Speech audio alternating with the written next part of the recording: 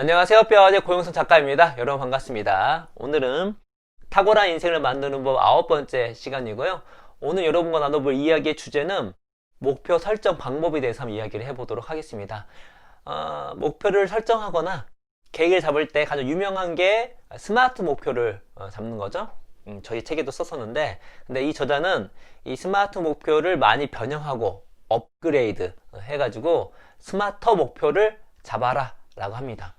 이제 7가지거든요. 7가지 속성을 염두에서 목표를 설정했을 때, 계획을 만들었을 때 어떤 목표의 효과성과 효율성이 극대화될 수 있다 라고 얘기를 하고, 나름대로 참 일리가 있는 이야기다 라는 생각이 들었습니다. 7개 스마트 목표에 대해서 한번 설명을 해드리도록 하겠습니다.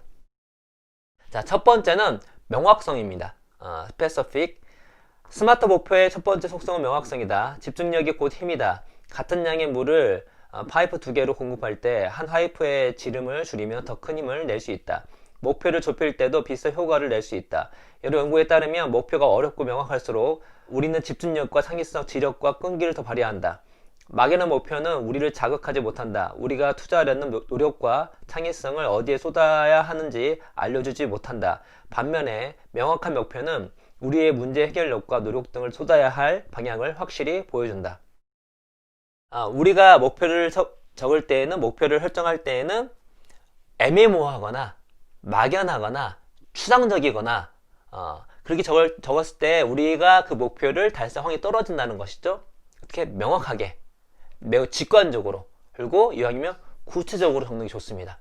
그럴 때 우리가 그 목표를 실천을 할 수 있는 확률이 높아지는 것이죠. 이거는 제가 자주 말씀드렸던 부분이니까, 목표는 애매하게 잡지 말라, 막연하게 잡지 말라. 아주 명확하고 직관적이고 그리고 구체적으로 적을수록 확률이 높다라는 거. 두 번째는 특정 가능성이거든요. measurable. 스마트 목표의 두 번째 속성은 측정 가능성이다. 이는 성패를 판단할 기준이 목표에 내장되어 있다는 뜻이다. 이러한 내적 기준은 두 가지 이유로 중요하다. 첫 번째는 누가 봐도 쉽게 판단할 수 있다는 점이다. 이거는 우리가 목표뿐만 아니라 우리가 무엇을 하든지 간에 만약에 우리가 하는 것들을 측정 가능하게 혹은 정량적으로 표현할 수 있으면 매우 좋습니다. 저희가 데일리 리포트 쓰라고 하잖아요, 저희가. 근데 데일리 리포트 할 때 저희가 항상 강조하는 것 중에 하나가 내가 1시간 동안 했던 것들을 적고 상중하를 평가를 하라고 했어요. 그 평가를 한 이유가 뭐냐면 측정 가능하려고 하던 것입니다. 그러니까 우리가 좋아, 1시간 동안 어떤 생활을 했어. 근데 이거에 대해 평가나 측정을 안 해놓으면 나중에 이걸 훑어봤을 때 잘 와닿지가 않아요. 그런데 내가 1시간을 상중하 혹은 1점부터 5점까지 평가를 해놨어. 그러면 이거를 측정 가능한 숫자로 바꿨기 때문에 그 숫자를 보고 내가 이번에 잘했구나, 아니면 못했구나, 아니면 이 숫자를 쭉 나열하면 내가 계속 발전하고 있구나 라는 것들을 눈으로 볼 수 있는 것이죠. 그래서 정량화 시킬 수 있게끔 측정 가능하게 만들 수 있으면 베스트입니다. 저희 회사에서도 평가를 공정하게 하기 위해서 정량적 평가와 정성적 평가를 하는데, 정량적 평가를 할 수 있는 걸 최대한 우리 직원들하고 같이 만들었어요. 이게 완벽하지 않습니다. 그러나 우리가 1년, 2년 지나면서 그렇게 해서 업그레이드 하면서 서로 합의를 보면서 만들었기 때문에 나중에 어떻게 해요? 정량적 평가는 데이터 딱 모으면 답이 나옵니다. 직원마다 이 정량적으로 어떻게 되는, 이거는 저희가 고안한 것도 있지만, 임원 경영진이 고안한 것도 있지만, PD들이, 저희 직원분들이 합의를 받기 때문에 매우 공정성이 높죠. 중요한 거는 정량적으로 드러났기 때문에 뭐죠? 측정 가능하기 때문에 평가하기가 편한 거예요. 그리고 다 납득할 수가 있고, 게다가 우리 직원분들이 어떻게 발전하고 있는지, 재택근무니까 재택근무를 할 수 있는지를 이제 알 수가 있는 것입니다. 물론 그것이 이제 한계가 있기 때문에 정성적 평가도 하는 것이죠. 그래서 우리가 운동을 하든 공부를 하든 뭐를 하든지 간에, 비즈니스 하든 간에 정량적으로 만들 수 있으면, 측정 가능하게 만들 수 있으면 그게 베스트입니다. 왜? 누가 봐도 쉽게 판단할 수 있으니까. 두 번째로는 목표에 대한 성공 정도를 스스로 가늠해 볼 수 있어야 한다는 점이다. 뭐죠? 숫자로 나왔기 때문에, 예를 들어서 어떤 맥시멈 숫자가 있어요. 100점 만점에 50점이다. 그러면 내가 반을 왔구나.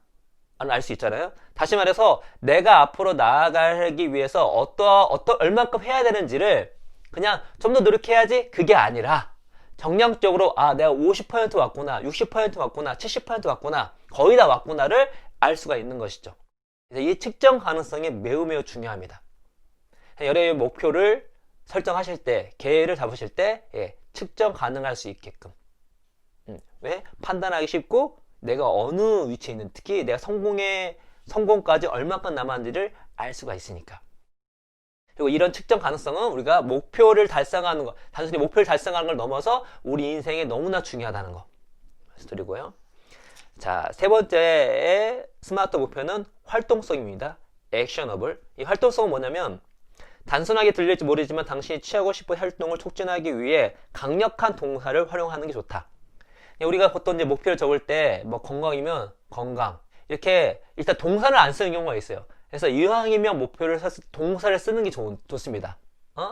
동사를 쓰는 게 좋은데 이왕인 동사도 더 강력한 동사, 나를 좀 추동할 수 있는 그런 동사로 표현하는 것이 좋다는 것이죠. 저도 이게 좀 잘 안 됐어요. 왜냐면 저도 어떤 계획을 세우거나 했을 때 웬만하면 그냥 그 동사를 안 쓰고 딱딱 끊거든요. 근데 많은 연구들은 어떻다? 이거를 그냥 명사를 쓰거나 딱 끝맺음을 짓는 것보다 동사를 쓰거나 이왕 더 강력한 동사 혹은 내 자신에게 하는 이야기로 쓰게 되면 그거를 할 확률이 높습니다. 그래서 여러분께서 목표를 잡으실 때 어떻다? 활동성을 넣어서 이왕이면 강력한 동사를 넣어서 목표와 계획을 세우면 그거를 실제로 할 확률이 높다라는 말씀을 드리고요. 스마트 목표의 네 번째 특성은 위험성입니다. 이것이 조금은 달라요. 스마트 목표랑. 그러니까 우리가 스마트 목표의 R은 뭐냐면 R이 있어요. 스마트 목표의 R은 실현 가능한이거든요. 근데 여기서 R은 리스키예요. 실현 가능한이란 뭐냐면 이왕이면 처음에는 무조건 목표를 낮게 설정하라 라는 것입니다. 근데 이 저는 조금 그래도 리스키하게 해라 라고 하는 것입니다. 근데 둘 다 옳습니다. 실제로 이 저자는 리스키, 그러니까 위험성 있는 목표를 설정하라고 하지만 뒷부분에 그럼에도 불구하고 실현 가능하게 그걸 세부적으로 나눠야 된다고 추가적으로 얘기를 해주고 있습니다. 그러나 우리가 목표를 처음에 세울 때에는 너무 안전하게 하지 마라. 그래서 이게 저번에 말씀드렸죠? 그 안전지대, 불안지대, 망상지대 있는데 망상에도 있지 말아야 되고 안전에도 있지 말아야 되고 일반적으로 목표는 어떻다? 이왕이면 불안지대에 있어야 된다. 그렇게 한 이유가 뭐냐면 이렇게 연구를 얘기합니다. 목표 이론가의 에드윈 로크와 게리 레이섬은 이렇게 말한다. 목표 난이도와 수행 간에는 선형관계가 존재한다. 그들은 400개에 달하는 연구 결과를 조사한 뒤 다음과 같은 결론에 이르렀다. 가장 높은 목표를 지닌 참가자들의 성과가 가장 낮은 목표를 지닌 참가자들의 성과보다 250% 이상 높았다 라고 하고 있습니다. 그래서 저는 이거를 이제 두 가지 같이 봤으면 좋겠어요. 우리가 목표를 세울 때는 원대한 목표가 필요합니다. 말씀드렸죠? 원대한 목표는 우리의 마음을, 감정을 추동하니까, 감정을 일으키니까. 그래서 어느 정도 우리가 목표를 그래도 뭐 100% 달성이 아니라 조금 어렵겠지만 달성할 수 있는 거, 조금 리스키하지만 할 수 있다 라는 것들을 정해야 어떻다? 우리 수행 능력에 훨씬 더 좋다 라고 이런 연구가 있으니까 목표를 잡을 때에는 조금 리스크하게 잡으시되, 그러나 이거를 실현하는 구체적인 행동을 적을 때에는, 구체적인 실천 사항을 적을 때에는 이왕이면 실현 가능한 걸로 시작하는 게 좋습니다. 그래서 이걸 업그레이드 시킨 거죠. 실현 가능한 거를 1주나 2주면 알잖아요. 쉽잖아요. 금방 업그레이드 시키게 됩니다. 둘 다 필요해요. 근데 여기서는 기본적으로 리스키, 너무 안전적으로만 정하지 마라. 왜냐면 이게 나중에 이제 이게 그 특징 중에 그 스마트 목표는 흥미진진함이 있거든요. 우리가 뻔해요. 목표가 뻔해. 달성하기 뻔해. 그럼 흥미진진합니까? 안 그렇죠? 흥미진진하지 않으면 뭐죠? 뭔가 재미가 없잖아요. 우리가 게임에 빠지는 이유가 뭐죠? 몰입하는 건데, 게임의 몰입성은 난이도가 좀 어렵지만 이게 좀만 노력하면 달성 가능성이 있기 때문에 빠져드는 거예요. 몰입이라고 하는 거는 뭐죠? 조금 어렵지만 노력하면 달성할 수 있을 때 몰입할 수가 있는 것입니다. 그래야 흥미진진하죠. 그래서 이왕이면 목표도 이렇게 리스키하게 잡아라 라고 얘기를 하고 있습니다. 참고를 하세요. 목표는 리스키하게. 그러나 처음에 1단계 아주 구체적인 실천 사항은 그래도 실현 가능한 것부터 시작해서 금방금방 업그레이드 시키는 게 좋다라고 말씀드리고, 자, 5번째는 시간 기준, 타임 키드라고 이렇게 얘기하고 있는데, 우리가 시간 기준은 두 가지가 있을 수 있습니다. 하나는 데드라인이 있을 수 있고요. 하나는 빈도나 시간 지침이 있을 수 있겠죠. 예를 들어서 며칠까지 하겠다라고 했지만 언제 하겠다라고 할 수 있겠죠. 둘 다 중요합니다. 그래서 행동 계기법 없이 말씀드렸죠. 내가 어떤 행동을 할 때 구체적인 시간과 구체적인 장소를 쓸수록 그 행동을 할 확률이 높다. 그렇죠. 그래서 우리가 목표를 실천해 나갈 때 목표를 달성하는 시간의 타임을 정확하게 적는 것도 중요합니다. 내가 언제, 무슨 요일날 몇 시에 이걸 하겠다. 이왕이면 장소까지 적기 좋습니다. 여긴 장소는 안 나왔지만 장소까지 적으면 더 그 목표를 달성 확률이 높습니다. 그래서 시간도 구체적으로 적고 또 데드라인을 꼭 적되, 데드라인은 여기 연구에 나오지만 생산성을 높이는데 아주 좋습니다. 그리고 데드라인 같은 경우는 어떻다? 이왕이면 좀 땡기는 게 좋습니다. 그러니까 데드라인을 좀 넉넉하게 잡는 것보다 좀 땡기는 게 좋아요. 이거는 외부에서 주는 데드라인도 그렇고 내가 하는 데드라인도 그렇습니다. 일단 외부에서 데드라인 뭐죠? 우리가 무슨 뭘 포트폴리오 납품을 해야 돼. 우리가 일이 의뢰가 들어갔어. 근데 이거를 1월 30일까지 해야 돼. 그럼 데드라인은 1월 30일 잡으면 될까 안 될까? 안 되겠죠? 그렇죠. 왜냐면 변수가 있기 때문에 데드라인은 1월 15일, 1월 20일까지 데드라인 잡는 겁니다. 그래야지만 변수에 대응을 할 수가 있어요. 그리고 데드라인을 땡겼을 때 더 우리가 그 데드라인에 맞춰서 열심히 할 수가 있습니다. 데드라인은 힘이 있어요. 여러분 아시잖아요. 막판에 몰리면 열심히 하시잖아요. 그렇죠? 우리가 스스로 잡는 데드라인도 더 땡기는 게 좋습니다. 그래서 여기서 뭐라고 나오냐면 로코와 레이섬의 실시한 연구에서 현장 실험에 참가한 근로자들은 근로시간을 40분까지 단축해도 생산성을 100% 유지할 수 있었다. 새로운 데드라인이 생산성을 엄청나게 향상시켰던 것이다. 데드라인 자체가 힘이 있을 뿐만 아니라 우리는 생각보다 빨리 해낼 수가 있습니다. 그래서 여기서 우리가 시간 기준을 잡을 때 시간 지침을 정할 때는 매우 구체적으로 적으시고, 이왕이면 장소까지 함께 적으면 좋다. 언제, 몇 시에, 어디에서. 그 다음에 데드라인은 이왕이면 보수적으로 땡기는 게 좋다. 땡기는 게 넉넉하게 하지 말고. 그럴 때 우리가 더 생산성을 높일 수가 있고 목표의 효율성을 더 달성할 수 있다 라는 말씀을 드리고요. 6번째는 흥미진진함이거든요. exciting인데 이 흥미진진함은 뭐냐면, 이왕이면 우리가 목표를 잡을 때 당연히 여러 가지 잡겠지만 이왕이면 나의 마음을 동요시키는, 흥분시키는 그런 목표부터 적으라고 하는 것입니다. 그래서 이런 연구를 얘기합니다. 시카고 대학 부스 경영대학원의 아일리 피시바와 케이틀린 울리는 새 결심을 조사했다. 그들은 먼저 참가자들에게 자기들이 세운 계획을 얼마나 즐겁게 생각하는지 평가하라고 요구했다. 그리고 두세 달 후에 그들을 추적했더니 즐거움이 성공의 주요 예측 변수로 드러났다. 하지만 사람들은 흔히 전혀 다른 변수를 근거로 목표를 세웠다. 앨리스 월턴은 시카고 부스 리뷰에 다음 같은 논문을 발표했다. 즐거움은 사람들이 목표를 선택할 때 주로 고려한 변수가 아니다. 사람들은 중요하다고 생각하는 목표를 선택한다. 그래서 피시바우는 중요하다고 생각하는 목표를 설정하되 즐거움을 완전히 배제하지는 말라고 조언한다. 즐겁게 수용하기 어려운 새 결심은 선택하지 마라. 실패로 가는 지름길이다. 월턴은 그 대신 내적 동기를 10% 활용하라고 강조한다. 그래서 물론 우리가 항상 흥미진진한 목표만을 세울 수는 없겠죠. 우리가 진짜 원대한 목표, 원대한 성취를 하는 과정 속에서 그 중간 목표로서 재미가 없고 따분한 목표가 있을 수 있습니다. 그러나 우리가 새해 계획을 세울 때, 인생 목표를 세울 때에는 어떻다? 이 흥미진진한 요소를 빼내지 마라. 그래서 내가 정말 즐거운 게 무엇인지, 이거를 하는 과정 속에서 얼마나 즐거울지, 혹은 이것이 나온 결과가 얼마나 즐거울지에 대해서 상상을 하면서 그런 것들을 좀 이 목표의 우선순위에 배치하면 좋다 라는 것이죠. 혹은 좀 따분한 것도 흥미진진한 요소를 부어넣을 수도 있겠죠. 예를 들어서 이거를 혼자가 아니라 내가 좋아하는 친구들과 같이 한다. 아니면 내가 하는 것들을 정말로 좀 도표를 잘 만들어서 내가 성취하는 것들을 그래프나 정렬적으로 눈을 확 볼 수 있게 만든다. 아니면 내가 이건 하는 건 힘들지만 이걸 했을 때 나오는 결과를 자주 상상한다. 등등 흥미진진한 요소가 없으면 흥미진진한 요소를 부여시키되, 이왕이면 목표를 세울 때에는 즐겁고 나의 마음을 동요시킬 수 있는 그런 목표들을 좀 우선순위 배치하면 좋겠다라는 얘기를 하고 있습니다. 일곱 번째는 적절성이군요. relevant. 이게 좀 재밌습니다. 스마트 목표의 일곱 번째 속성은 적절성이다. 효과적인 목표는 당신의 인생과 적절히 어우러져야 한다. 이게 참 괜찮은 것 같아요.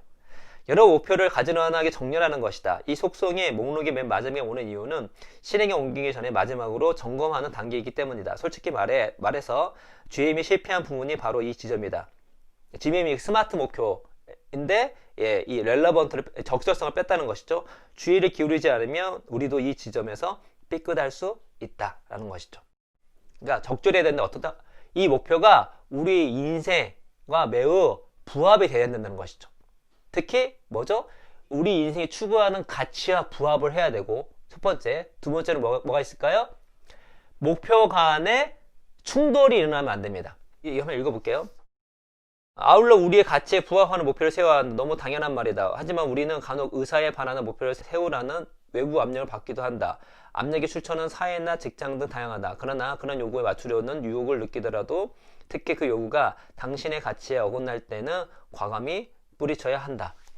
예를 들어서 이런 것이 있을 수 있겠죠. 나는 인생을 조금 즐기고 싶은 거예요. 우리가 미래를 위해서 투자하는 것도 중요하지만 나는 언제 죽을지 모르잖아요. 그렇죠? 그런 관점 안에서 내가 미래를 위해서 준비하는 것도 중요하지만 현재를 즐기는 것도 중요하다라는 가치를 갖고 있어요. 근데 목표 달성해서 쭉 보니까 내가 1년 동안 거의 즐기질 못하는 거야.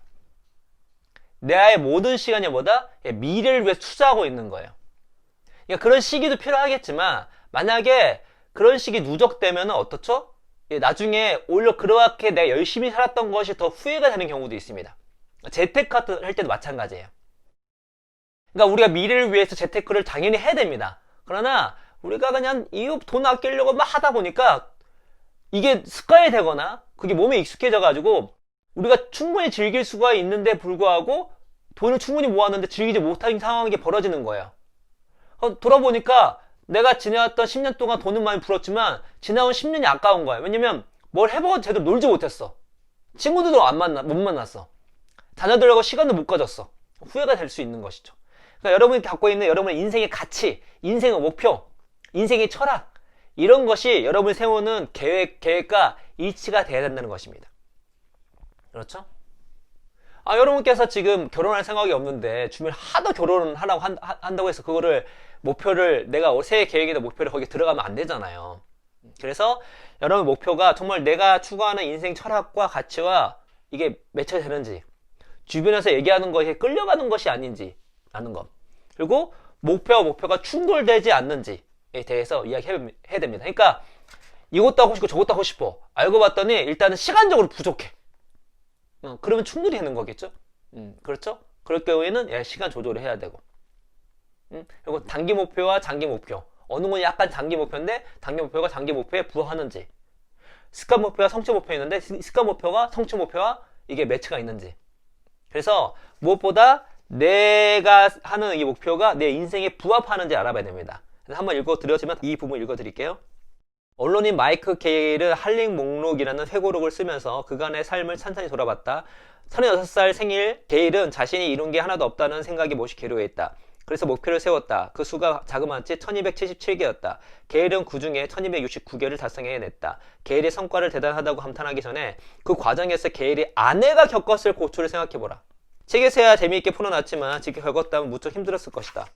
너무 많은 목표로 주변 사람들을 힘들게 하지 말고 당신의 인생과 가치와 야망에 부합하는 목표를 7개에서 10개 정도 제한하도록 하라. 여러분 목표를 세웠어. 달성했어요. 근데 그 사이에 가족과 함께 하지 못했어. 가족을 힘들게 했어. 아니 몸이 망가졌어. 그럼 그게 진정한 훌륭한 목표를 달성한 결과일까요? 그렇지가 않은 거죠. 돈은 모았지만 몸이 망가졌어. 아니면 몸은 튼튼하지만 이룬 게 아무것도 없어. 그래서 여러분, 여러분의 이 목표가 여러분의 인생 속에서 여러분의 가치와 여러분의 철학과 혹은 목표 간에 상충되지 않는지를 그 적절성을 따져가면서 해야 한다는 것이죠. 그래서 이 스마트 목표의 되게 핵심입니다. 핵심이에요. 우리가 어떤 걸 성취하는 것보다 더 중요한 거는 우리가 행복하게 사는 것이거든요. 근데 성취했지만 행복하지 않다. 그러면 진정한 성취일까요? 라는 것이죠. 이게 목표라고 하는 것은 성취 지향적이 될 수밖에 없어요. 그렇죠? 그러다 보면 무언가를 막 달성하는 거에 모든 계획과 모든 실천 상황이 이게 쏠릴 수 있다는 것이죠. 그 가운데 우리가 생각하는 인생의 진정한 가치, 나의 행복, 나의 가족, 나의 건강, 이런 것들 놓칠 수가 있는 것입니다. 그런 것들 놓치지 않는 것인지를 내가 목표를 세웠을 때 마지막으로 정말 내 인생의 적절한지, 내 인생 목표와 내 인생의 철학과 이 내가 세운 목표와 계획과 세부 실천 사항들이 부합하는지를 점검하고 실천하는 것이, 시도하는 것이 맞다라는 것이죠. 그래서 이 마이클 하야트 저자가 얘기한 그 7가지 목표 속성을 생각하시면서 여러분께서 목표를 잡고 계획을 잡고 실천 사항들을 적어 나가신다면 조금 더 여러분의 인생 목표가 효과적으로 효율적으로 성취될 수 있다는 말씀을 드리면서 오늘 이야기는 이것으로 마치도록 하겠습니다. 여러분 감사합니다.